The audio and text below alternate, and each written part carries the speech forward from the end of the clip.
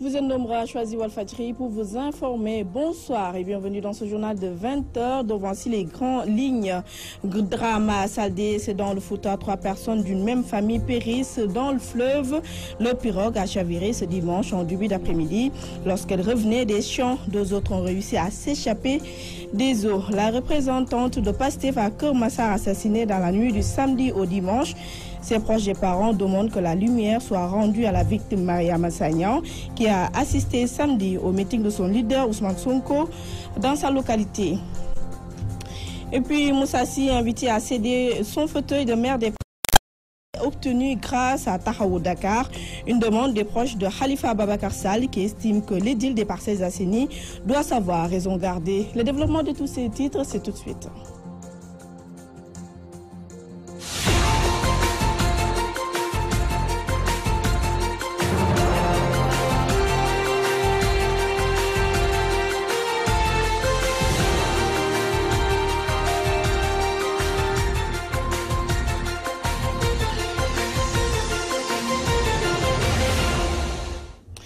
Merci de nous recevoir chez vous. 3 personnes d'une même famille perdent la vie. Leur pirogue a chaviré au large du fleuve, issu du village de Mbolo-Biran, c'est dans l'arrondissement de Saldé, et revenait des champs au nombre de 5. Les 2 autres ont réussi à rejoindre les rives. L'incident s'est produit ce dimanche en début d'après-midi. Nous sommes en direct avec Aboukan, notre correspondant à Fouta. Bonsoir à vous, Abou.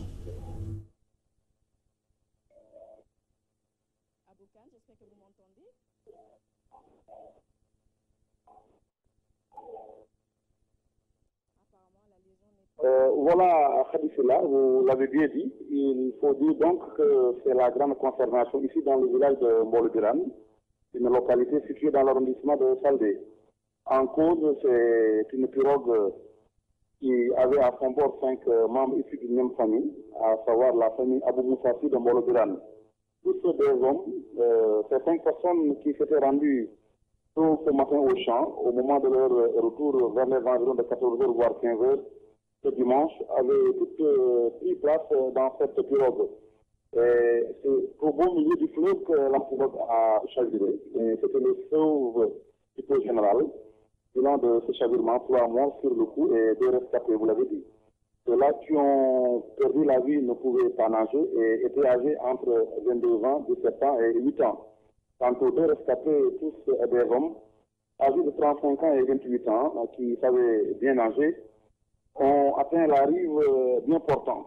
A signalé Khadifila que les 3 corps ont été repêchés par les sapeurs-pompiers de Pété, quelques heures après leur disparition. Ils ont été remis donc à leurs parents. Et ceci après constat effectué par le médecin-chef du district de Pété. Pour rappel, Khadifila, les 5 garçons étaient tous des enfants du vieux Abou Moussa Sy de Mbolo-Biran. Merci à vous, Aboukan, pour tous ces éclaircissements. Nous y reviendrons plus amplement dans nos prochaines éditions. Et continuons toujours avec ces nouvelles tristes de ce samedi. Seyda Zainab Fall a été inhumée ce dimanche à Thiaroye Samsam. L'animatrice religieuse de la télévision DTV est décédée ce samedi à l'hôpital principal des suites d'une maladie qu'il avait clouée au lit pendant quelques mois.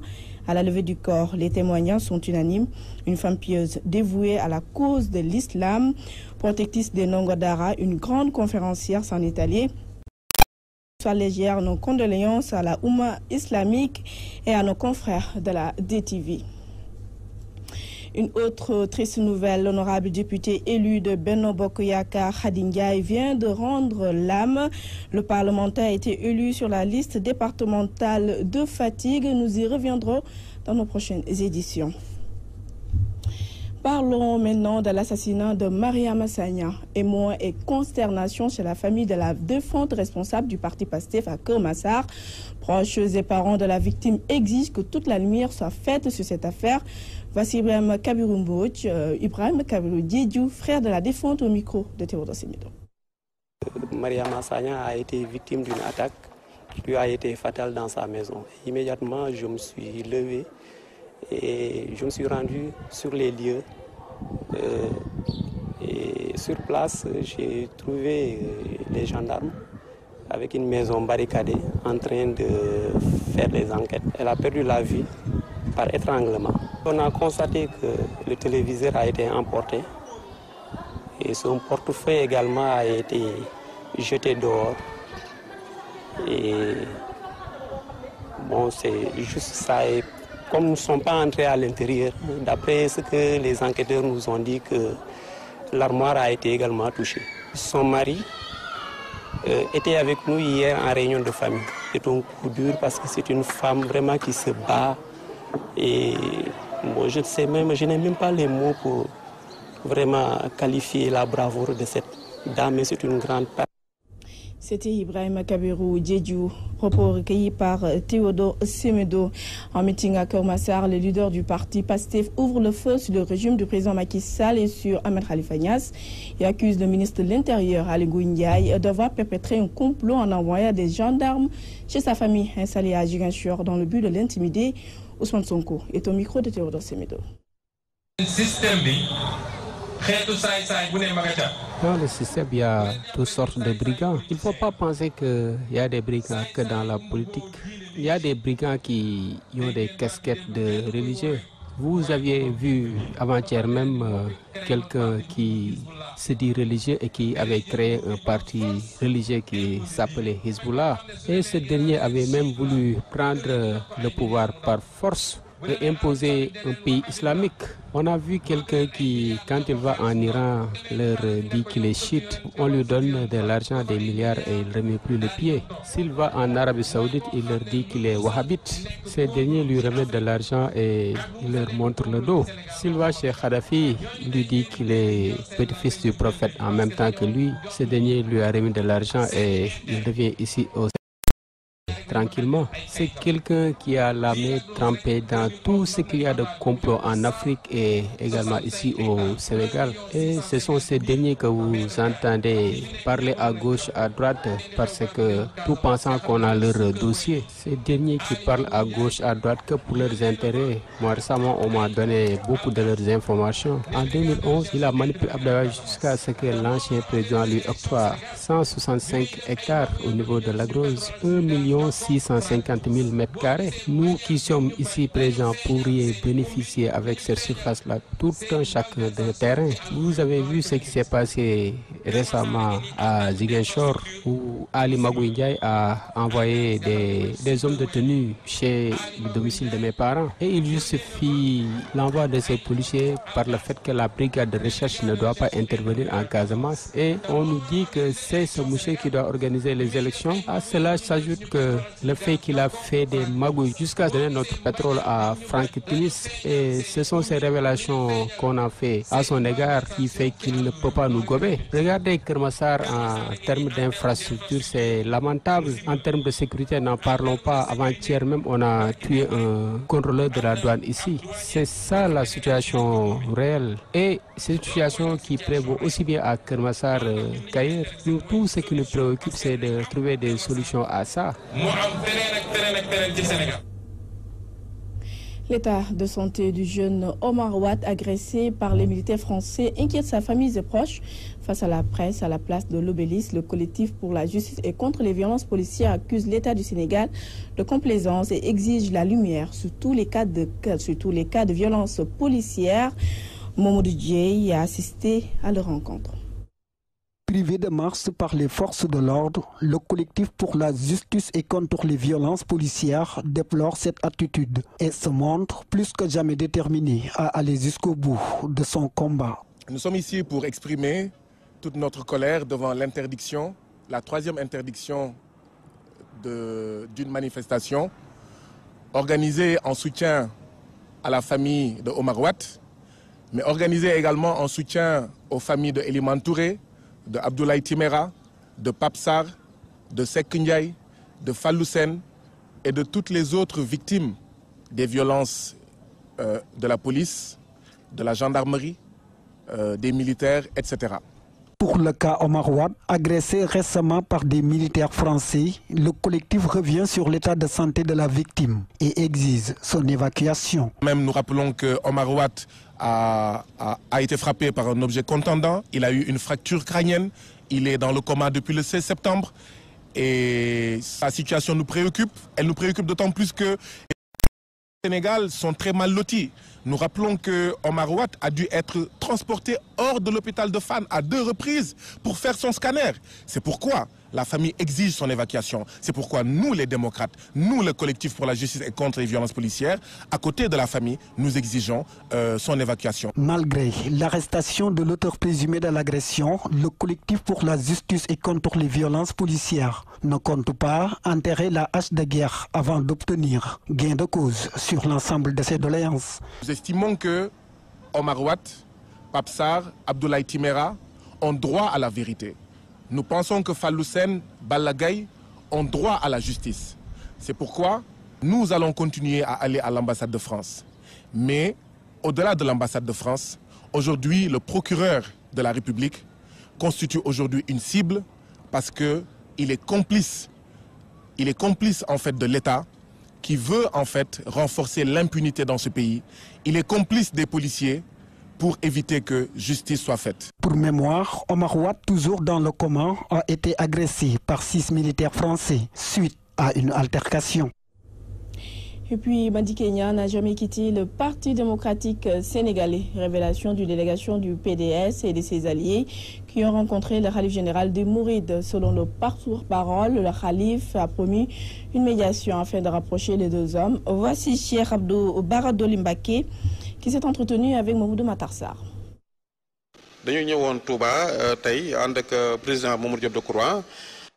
Nous étions venus à Touba accompagnés d'une très forte délégation dont on peut citer Mamadou Diop Decroix, Cheikh Mbaké Baradoli du Parti démocratique sénégalais, Moustapha Diop pour rencontrer le Khalif général des Mourides Serigne Mountakha Bassirou Mbaké.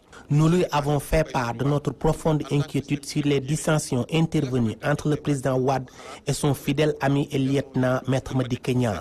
Nous lui avons fait part aussi que Maître Madické Niang n'a jamais démissionné de son poste de député. Nous avons un seul objectif, solliciter des prières pour les retrouvailles entre Maître Madické Niang et Maître Abdoulaye Wade, tous les deux talibés de Serigne Touba Khadim Rassoul. Le Khalif général des Mourides Serigne Mountakha Bassirou Mbaké, qui nous a écoutés attentivement, a déclaré avoir pris acte de nos préoccupations avant de nous promettre de s'impliquer. Nous savons très bien qu'il y a des gens mal intentionnés qui veulent juste nuire cette relation, mais cela ne passera pas. Nous allons à nouveau rencontrer Maître Madické Niang. Nous pensons que tout va rentrer dans l'ordre très prochainement. Maître Abdoulaye Wade ne mérite pas cela. Retour à Dakar, plus précisément aux parcelles Assainies, où les proches de Khalifa Ababacar Sall exigent du maire Moussa Sy sa démission de son poste. Ils y soutiennent que c'est une question de dignité pour les deals des parcelles Assainies de leur rendre ce mandat acquis grâce à Tahaou Dakar. Voici Malik Kébé qui s'est entretenu avec Théodore Semedo. En réfère à l'esprit de Tahaou Dakar, nous, membres de la coalition Tahaou Dakar Parcelles Assainies, considérant la démission de M. Moussa Sy de la coalition Tahaou Dakar, considérant la déception observée par toute la population des Parcelles Assainies, lui enjoignons de rendre le mandat qui lui avait été confié par Khalifa Sall, qui lui a donné son poste de maire, comme il l'a si bien fait à la ville de Dakar. Lui conseillons de demander pardon aux Parcellois par cet acte hautement ignoble, indigne d'un frère fils des Parcelles Assainies. Je le dis bien, les Parcelles Assainies, c'est la terre du vénéré Mame Limamou Laye El Mahdi. Nous lui demandons de démissionner à la tête de la mairie, de respecter son choix et de nous laisser continuer la mission de Tahaou Dakar avec Khalifa Ababacar Sall. Le mouvement Mangara appelle les apéristes de Mbaké à l'unité en marge d'une cérémonie. La coordination a déclaré que l'APR n'est pas structurée, mais que c'est un parti organisé où l'on doit s'unir autour de l'essentiel, c'est-à-dire la réélection du président Macky Sall. Voici Medjiguel Mangara et s'est exprimé au micro de Mamoudou Matarsar. Je suis juste ravie de contribuer au parrainage que le président Macky Sall nous a demandé. On le remet au relais de M. Pape Diouf aujourd'hui. Juste une partie. Le travail continue. On est sur le terrain. On a remis 8190 à M. le directeur général, qui est envoyé par le ministre Pape Diouf, qui est empêché. Ce n'est pas une course de fond. Nous travaillons tous pour le président Macky Sall. Tous les leaders, on travaille pour un seul but, pour la réélection du président Macky Sall. Aussi bien que le coordonnateur Dame Diop, M. Malik Fall, M. Moustapha Gueye, on est liés par un seul objectif, la réélection du président Macky Sall au premier tour. Donc ce n'est pas une course de vitesse, ce n'est pas une course de fond. L'opposition, je ne pense pas qu'ils auront ce qu'ils veulent, parce que le président Macky Sall a des lieutenants sûrs à Diourbel. Et nous travaillons pour que le président Macky Sall ait au moins 90% de l'électorat. Féliciter Mme Mangara et son mouvement pour ce travail abattu. Nous avons un parti qui n'est pas structuré mais qui est organisé, donc avec beaucoup de leaders. Nous allons travailler la main dans la main, parce que nous n'allons pas vers des élections locales où chacun pourrait bien vouloir être candidat. Nous avons un seul et unique candidat, le président Macky Sall. Je pense que les Sénégalais lui feront confiance et nous n'en doutons pas. L'Union démocratique républicaine UDR Kanforé apporte son soutien au candidat Macky Sall. Toutefois, le secrétaire général de ce parti appelle le président de la République à changer de politique s'il est réélu en 2019. Mohamed Rajab, le secrétaire général de l'UDR, au micro. Nous, Union démocratique républicaine, et l'ensemble des gens qui sont avec moi, nous avons décidé de soutenir encore une fois le président Macky Sall pour 2019, pour éviter, je dis bien, pour éviter ce qui se passe dans ce pays et ce qui va se passer dans ce pays-là. Et demander tous nos grands responsables d'un certain âge de rester à l'écart, d'apprendre à nos enfants une éducation digne du bon Sénégalais, pour que demain, là où on ira, n'importe où dans ce monde, quand tu diras « je suis Sénégalais » pour qu'on soit fier. Donc, Macky Sall, nous le soutenons en tant que Macky Sall pour la présidentielle. Après la présidentielle, on verra. Nous n'attendons rien de lui. Et ce que nous voulons de l'homme qui est sénégalais, M. Macky Sall, s'il est réélu en 2019, qu'il change de stratégie, qu'il change de politique, qu'il change de système pour que le Sénégal aille de l'avant. Et puis en bref, les grévistes de la fin de l'INSEPS ont suspendu le diète grâce à la médiation du sous-préfet de Dakar Plateau, Djibi Diallo. Information confirmée par le collectif qui a levé le mot d'ordre de grève. Ainsi prend fin ce journal de 20h que j'ai eu le plaisir de vous présenter. Merci de nous avoir suivis et restez fidèles au programme de Wolf TV. Au revoir et bonne semaine.